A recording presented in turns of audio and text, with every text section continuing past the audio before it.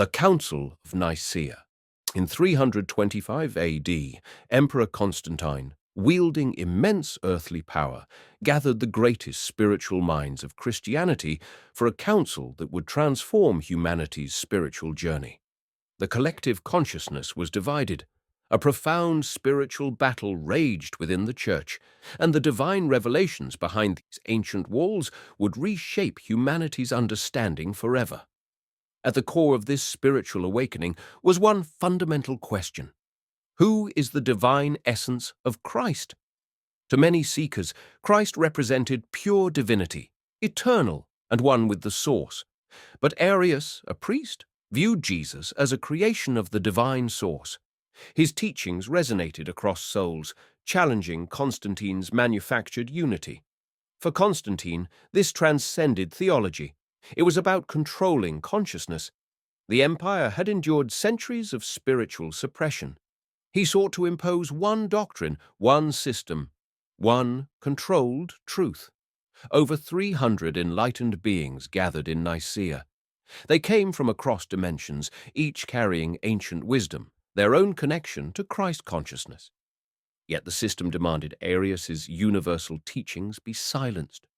Enter Athanasius. Though young in earthly years, his words carried universal truth. If Christ's divine essence isn't acknowledged, our spiritual awakening remains incomplete. The spiritual discourse continued for weeks. Ancient wisdom was revealed. Sacred knowledge echoed through dimensions. Enter Athanasius. Though young in earthly years, his words carried universal truth. If Christ's divine essence isn't acknowledged, our spiritual awakening remains incomplete. The spiritual discourse continued for weeks. Ancient wisdom was revealed. Sacred knowledge echoed through dimensions. Then the emperor enforced his will. He demanded conformity, control, a singular narrative.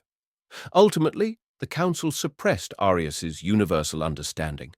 They declared Christ as begotten, not made, of one substance with the Father, a controlled interpretation still echoing through religious institutions.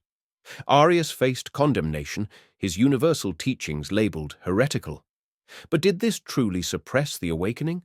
Or did it spark humanity's eternal quest for truth? The Council of Nicaea wasn't merely a gathering, it was a pivotal moment in humanity's spiritual evolution. And in its wake, the eternal quest for truth, enlightenment, and divine unity continues.